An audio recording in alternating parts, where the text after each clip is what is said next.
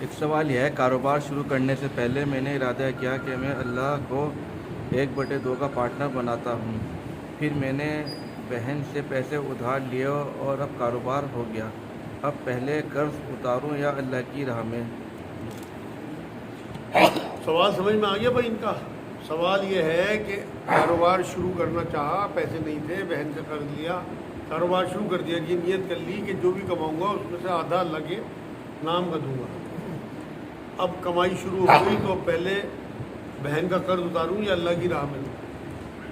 بھائی ایسا ہے، سب سے پہلے تو میری رائے آپ کو یہ ہے کہ آپ اللہ سے اتنا ہی طے کریں معاملہ جتنا آپ نبھا سکیں۔ کل کو ایسا نہ ہو کہ آپ کے اوپر بوجھ ہو جائے۔ نبی اکرم صلی اللہ علیہ وسلم نے یہی بات فرمائی کہ نفلی عبادات اتنی طے کرو کہ کل کو تمہارے لیے بوجھ نہ بن جائے۔ میں خود یہ بات کہتا ہوں لوگوں کو جو میرے پاس آتے ہیں کہ 5-10% کا پارٹنر اللہ کو کر لو، اور کوئی اچھا پارٹنر اپنے پارٹنر کو ڈوبنے نہیں دیتا، اور وہ اپنے غریب رشتہ داروں کو آپ پہنچایا کرو جو بھی اللہ کا حصہ ہو۔ لیکن 50% طے کر لینا اور بعد میں پھر اگر آپ اپنی زبان سے پھر گئے تو آپ کی پکڑ ہوگی۔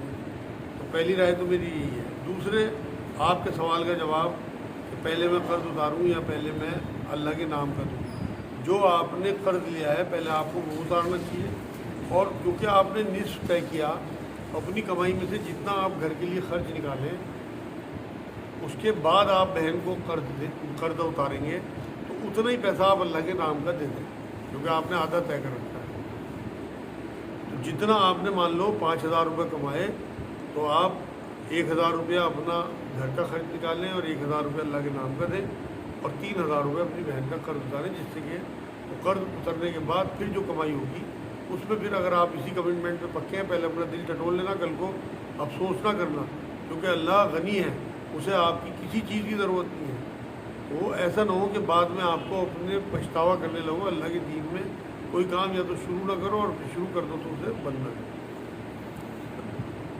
اگر نماز کا وقت نکل رہا ہو تو فرض نماز پہلے پڑھ لیں اور سنت بعد میں پڑھ سکتے ہیں، قضا بھی؟ ان کا سوال یہ ہے کہ اگر نماز کا وقت نکل رہا ہو تو صرف فرض پڑھ لیں اور سنتیں بعد میں پڑھ لیں۔ بھائی سنتوں کی کوئی قضا نہیں ہے، آپ فرض پڑھ دو۔ صرف فجر کی سنتوں کی قضا تو نبی اکرم صلی اللہ علیہ وسلم نے کی ہے۔ ایک بار سفر میں نماز نکل گئی تو پہلے سنتوں کی قضا کی، اور پھر آپ باقی فرض نماز پڑھ دو فجر کے علاوہ۔ فجر کی سنتیں اگر خدا نخواستہ آپ کی نکل جائیں تو وہ بعد میں آپ ضرور ان کی قضا کیا کرو۔ باقی کسی چیز کسی اور سنت کی قضا نہ تو ثابت ہے۔ لوگ پتہ نہیں کیوں بعد میں ظہر کی سنتیں پڑھتے ہیں، میری سوچ میں۔ سوال یہ ہے جو اذان کے بارے میں آج کل چل رہا ہے، آپ کی کیا رائے ہے؟ اچھا بھائی، ان کا سوال یہ ہے کہ اذان کے بارے میں جو تنازع چل رہا ہے آج کل، اس کے بارے میں آپ میری رائے جو ہے، میں تو بھائی بالکل، آپ لوگ بہت سالوں سے میرے ساتھ بیٹھتے ہو، میں تو ہمیشہ سے لاؤڈ اسپیکر کے خلاف ہوں، اور میں اس میں اور وضاحت کر دوں، میں سحری کے لاؤڈ اسپیکر کے بھی خلاف ہوں، سائرنوں کے بھی خلاف ہوں۔ دیکھو نبی اکرم صلی اللہ علیہ وسلم نے پڑوسیوں کی بہت زیادہ حقوق بیان کیے ہیں، اور آپ اپنے پڑوسیوں کا خیال رکھنا چاہیے، ان کی نیند کا بھی خیال رکھنا چاہیے۔ آج موبائل کا ڈیجیٹل کا زمانہ ہے، آپ اپنے موبائل میں الارم لگا کے نماز کے لیے اٹھ سکتے ہیں، سحری کے لیے اٹھ سکتے ہیں۔ کوئی ضرورت نہیں ہے کہ بار بار مائک پہ کہ اب 15 منٹ رہ گیا، اب آدھا گھنٹہ رہ گیا۔ میں معذرت کے ساتھ یہ کہوں گا، ہمارے مولویوں کے ہاتھ میں مائک آ جائے، پھر انہیں پتہ نہیں رہتا یہ کیا کر رہے ہیں، کتنا شور مچا رہے ہیں، اور اتنے لمبے لمبے سائرن بجانا کوئی تک کی بات بھی تو ہو، اس سے وائس پولوشن پھیلتا ہے۔ میری بات بری لگے یا بھلی لگے، میرے تو جو سوال ہوگا میں حق جواب دوں گا بھائی، بالکل، کیونکہ آج زمانے میں آپ جس طرح جو چیزیں آپ خود صحیح نہیں کرو گے نا تو اللہ کافروں سے صحیح کرا دے گا۔ یہ حالانکہ آپ کی دشمنی میں چاہے ہو رہا ہے کام، لیکن حق ہو رہا ہے، میرے نزدیک تو بالکل ٹھیک ہو رہا ہے، بالکل بند ہونا چاہیے۔ اذان جو ہے وہ مسجد کی اذان ہو، علاقے کے لوگوں کے لیے ایک اطلاع ہو، باقی لوگوں کو اپنا جن کے گھر میں اذان کی آواز نہیں آتی وہ اپنا الارم لگائے، میری نماز کا ٹائم ہو رہا ہے، 5:30 نماز ہے، 5:20 کا ٹائم لگایا، وضو کریں مسجد پہنچ۔ یہ کیا کہ آپ ہر مسجد میں مغرب کی اذان کے ٹائم، تو میں تنگ آ جاتا ہوں بھائی کس کا جواب دیں، کس کا نہ دیں، ہر مسجد سے اذان کی آواز آ رہی ہے، یہ کوئی تک کی بات ہے یار۔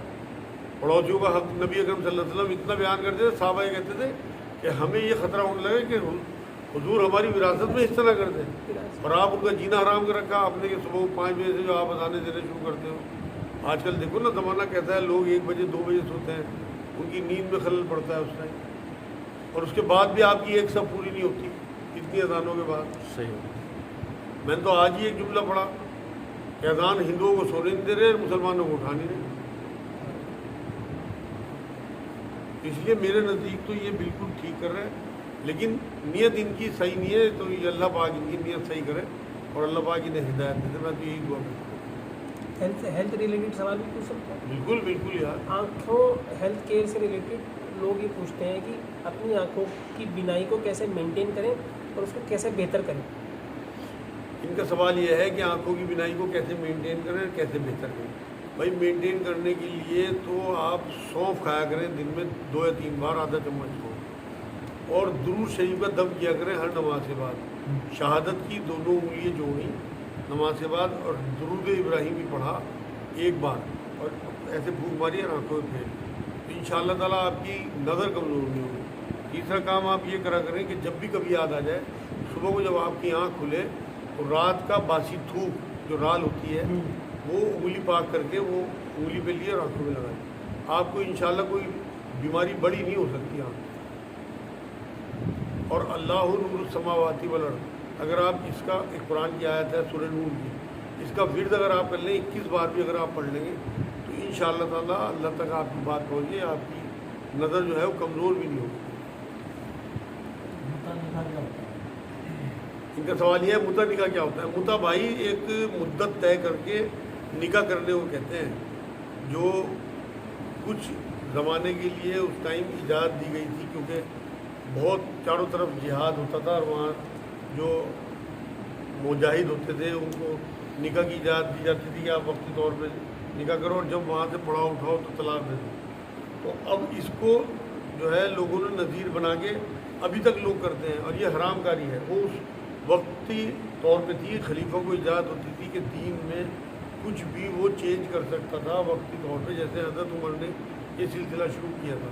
حضرت عمر نے تو ایک بار یہ تک اجازت دے دی، ایک دفعہ قحط پڑا مدینے میں کہ جو بھی اناج چوری کرے گا اس کے ہاتھ میں کاٹے جائیں گے۔ حالانکہ دین میں بالکل بدلاؤ تھا، لیکن قحط پڑا ہوا تھا، لوگ بھوک سے تڑپ رہے تھے، انہوں نے یہ سلسلہ شروع کر دیا تھا، لیکن اسے بعد میں واپس لے لیا جب فراوانی ہوئی، مال آنا شروع ہو گیا، مال غنیمت، اس کے بعد واپس۔ تو مدعا کی بھی اجازت وقتی طور پہ تھی کہ لوگ حرام کاری سے بچیں، وقتی طور پہ نکاح کر لیں، اور ٹائم طے کر کے کہ بھائی ہم 1 مہینے کے لیے نکاح کر رہے ہیں، تو اب لوگوں نے 1 رات کے لیے نکاح شروع کر دیا یا 1 ہفتے کی، یہ سب حرام کاری ہے اور مذاق اڑوانا ہے دین کا۔ جس سے منگنی ہوئی ہو اسے گفٹ دے سکتے ہیں؟ ان کا سوال یہ ہے کہ منگیتر آپس میں گفٹ لے دے سکتے ہیں؟ بالکل نہیں لے دے سکتے بھائی، جب تک نکاح نہ ہو ان لوگوں کو لیے ایک دوسرے کے لیے نامحرم ہے، اور نامحرم کا لینا دینا، ملنا جلنا، اسکوٹر پہ گھومنا، بات چیت کرنا سب حرام ہے۔ میں تو اب لوگوں کو یہ رائے دینے لگا کہ آپ ادھر رشتہ طے کرو اور ادھر نکاح کر دو، رخصتی چاہے دیر سے کرتے ہیں۔ ایک سوال ہے، کئی بار گھر میں لگتا ہے کوئی آواز دے رہا ہے، کیا کریں؟ ان کو لگتا ہے، کئی بار ہمیں بھی لگتا ہے کہ کوئی آواز دے رہا ہے، وہ اصل میں جیسا خیال ہوتا ہے نا ذہن میں ویسی چیز آتی ہے، کوئی پریشان ہونے والی بات نہیں ہے۔ کوئی اس طرح سے لوگوں کے ذہن میں آئے کہ بھائی میں تو بہت بڑا پیر ہو گیا، مجھے تو آوازیں لگ رہی، یہ سب بیکار کی بات ہے، اور جو ذہن میں چیزیں ہوتی ہیں وہی آدمی کے ذہن میں گھومتی رہتی ہیں۔ محسوس ہوتا ہے کسی نے آواز دی، اگر آپ کو بہت دفعہ یہ محسوس ہوتا ہو تو پھر کچھ دن آپ اپنے گھر میں اذان دیں اور سورہ فاتحہ لفظ شریف پڑھ کے بسم اللہ کے ساتھ باوضو 41 بار پانی دم کر لیں اور گھر کے سب کونوں میں چھڑک دیں، انشاءاللہ تعالیٰ آپ کو آوازیں نہیں بدلیں۔ درود کا پڑھنا عبادت ہے؟ ان کا سوال یہ ہے درود کا پڑھنا کیا عبادت ہے؟ بالکل عبادت ہے بھائی۔ سورہ احزاب 56 نمبر آیا، قرآن میں اللہ نے کہا کہ اللہ اور اس کے فرشتے نبی پہ درود بھیجتے ہیں، تم بھی ہے ایمان والو نبی پہ درود اور خوب سلام بھیجا۔ تو یہ جب قرآن کا حکم ہے تو یہ عبادت بن گئی۔ ایک سوال یہ ہے، ایگزام میں پہلے ہی پیپر لیک ہونے کی وجہ سے میرا پیپر اچھے گئے، بہت اچھے نمبر ہے، انعام بھی ملے، اب لگتا ہے گناہ کیا ہے، کیا کریں؟ اچھا، مطلب یہ سوال ہے کہ پیپر لیک ہو گیا اور وہ پیپر پتہ لگ گیا، اسی حساب سے تیاری کری، بہت اچھے نمبر آ گئے، پیپر بہت بڑے ہو گئے انعام بھی ملا۔ اور اب گلٹ ہے کہ میں نے گناہ کر دیا اور انعام ملا وہ بھی بالکل گناہ ہے بھائی. یہ تو پیپر، یہ تو امانت ہے. آپ کی صلاحیت کے چیک اپ کے لیے آپ کو ایگزام دینا ہوتا ہے، اور ایگزام میں اور اگر آپ نے چیٹنگ کر کے اس طرح سے نمبر لے لیے تو لازمی بات ہے کسی اور کا حق آپ نے لیا. تو اب تو اس کا حل یہی ہے کہ صرف آپ توبہ کریں، کچھ اور تو کر نہیں سکتے، اور آگے جو ہے وہ عزم کریں کہ میں نے کسی بھی قیمت پہ چیٹنگ نہیں کرنی یا اس طرح کے پیپر لیک کی طرف نہیں جانا، بلکہ اپنی محنت اپنی صلاحیت سے آگے بڑھنا ہے. دوسرے انعام ملا، پیسہ ایسا ملا، اگر دیکھو اسکول کی طرف سے پیسہ ملا ہو تو اسے تو آپ واپس کر دیں. اسکالرشپ ملی ہو وہ کسی اور کا حق ہے، تو آپ کے بعد جو ویٹنگ میں ہوگا اسے مل جائے گا. آپ یہ کہتے ہیں کہ ہمیں ضرورت نہیں ہے. کہ دوسرے اگر گھر والوں کی طرف سے کچھ آپ کو یا رشتہ داروں کی طرف سے کچھ پیسے ایسے ملے ہو تو پھر تو آپ یوز کر لیں، اور آگے کے لیے آپ کی سچی توبہ ہوگی تو انشاءاللہ تعالیٰ اس میں آپ کی کوئی پکڑ نہیں ہوگی. لیکن اگر گورنمنٹ کی طرف سے آپ کو کوئی وظیفہ یا کوئی اسکول کی طرف سے وظیفہ مان دے گیا اسے آپ کو کینسل کرانا پڑے گا، تبھی آپ کا یہ معاملہ سدھرے گا. جیسا ایک سوال یہ ہے میرا کہ منہ کی پاکیزگی کیا چیز ہے، اور دوسرا اگر جیسے انسان ہوتا ہے اس کے اندر اکڑ آ جاتی ہے، میں آ جاتی ہے بعض اعتماد پہ، جیسے کسی نے تعریف کر دی تو اس کو کیسے ختم کریں؟ ان کا سوال یہ ہے کہ روح کی پاکیزگی کس طرح سے کریں اور اکڑ کو، تکبر کو کس طرح ختم کریں. دیکھو اکڑ اور تکبر کے لیے تو نبی اکرم صلی اللہ علیہ وسلم نے بتایا یتیموں کے سروں کا ہاتھ پھیرا کرو، غریبوں کے ساتھ بیٹھو، اور خود دعائیں کیا کرتے تھے اللہ مجھے مسکینوں میں زندہ رکھ، مسکینوں میں میری موت اور مسکینوں میں میرا حشر. تکبر تو آپ کا جب دور ہوگا جب آپ متاثر نہیں ہوں گے پیسے والوں سے. آپ کے غریب رشتہ دار ہوں، ان کے گھروں پہ آنا جانا، انہیں گھر بلانا، اور جو یتیم آپ کے محلے میں یا آپ کو نظر آ جائیں آپ کے اپنے رشتہ دار ہوں ان کے سروں پہ ہاتھ پھیرنا، یہ تو آپ کے تکبر کو ختم کرتے ہیں. روح کی پاکیزگی یا روح کی تنوائی کے لیے تو آپ، روح کیونکہ آسمانی چیز ہے، اس کے لیے تو آپ کو اللہ کے ذکر سے جڑنا پڑے گا. اور اللہ کا سب سے بڑا ذکر جو ہے وہ 5 نمازیں قرآن ہے. تو اگر روح کو آپ کو صحت مند رکھنا ہے تو جس طرح آپ اپنی باڈی کو غذا دیتے رہتے ہو اسی طرح سے آپ کو اپنی روح کو غذا دیتے رہنی پڑے گی. تھوڑی تھوڑی دیر بعد ہم اتنے زیادہ ملوث ہیں اپنے کاروباروں میں کہ ہمیں یاد ہی نہیں آتا کہ ہماری روح بھی کمزور ہوتی جا رہی ہے. تو روح کی توانائی کے لیے میں نے آپ کو بتا دیا کہ عزم کریں یہاں سے اٹھنے سے پہلے کہ اپنی زندگی میں کبھی 5 نمازوں میں 4 بھی نہیں کرتے. میں یہ نہیں کہتا آپ 6 کرو، نہ کرو 6، لیکن 4 بھی نہ کرو. اور پھر قرآن سے جڑ جاؤ. آپ چاہے 1 رکوع روز پڑھو اور 1 رکوع کا ترجمہ روز پڑھو، لیکن معمول میں ہو. نبی نے فرمایا کہ اللہ کو وہ عبادت پسند ہے جو مسلسل ہو چاہے تھوڑی. تو آپ یہ 2 چیزیں کر لو کافی ہیں انشاءاللہ. اور تیسری درود، جس کے بارے میں بھی سوال کیا بھائی نے. درود عبادت، وہ عبادت کا حصہ ہے. نبی نے تو ایک بار ایک صحابی کو کہا تھا تو پورے ٹائم درود پڑھتے نہیں، تمام حاجتیں اللہ پوری کرتے ہیں. مطلب روح کو توانائی اتنی ملتی ہے. قرآن کا حکم مان رہے ہیں آپ، نبی پہ درود بھیج رہے ہیں، اس کے بدلے میں نبی آپ کے نیکیاں مل رہی ہیں. 10 گناہ معاف ہوتے ہیں، 10 نہیں ہے. آپ تو پاک صاف پڑھ چکے اگر آپ نے درود کو اپنے معمول میں مان لیا. تو یہ آپ کی روحانی توانائی کے لیے انشاءاللہ چیز ہے. بہت جیسے ہم لوگ درود پڑھ رہے ہیں یا کچھ پڑھ رہے ہیں تو موبائل پہ دیکھ رہے ہیں تو ہے اس طرح یا نہیں. آپ ان کا سوال یہ ہے کہ درود کے ساتھ اگر موبائل میں دیکھ رہے ہیں تو کیا ٹھیک ہوگا؟ آپ بتاؤ آپ کو ٹھیک لگتا ہے؟ آپ کا دل کیا کہتا ہے ٹھیک لگتا ہے؟ دیکھو نبی نے فرمایا مفتی ہاں ہے تمہارا. یہ سوال آپ اپنے آپ سے کرو. مجھے تو ٹھیک نہیں لگتا. توجہ کے ساتھ جب آپ اتنے بڑے نبی میں درود السلام آپ بھیج رہے ہیں اور آپ کی توجہ موبائل تو مذاق اڑانے والی بات. نہ پڑھنا زیادہ ثواب ہوگا. ضرور اس ٹائم پڑھنا گناہ ہوگا.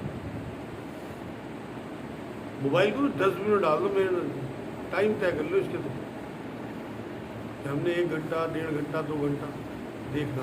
اس میں بھی پاک چیزیں.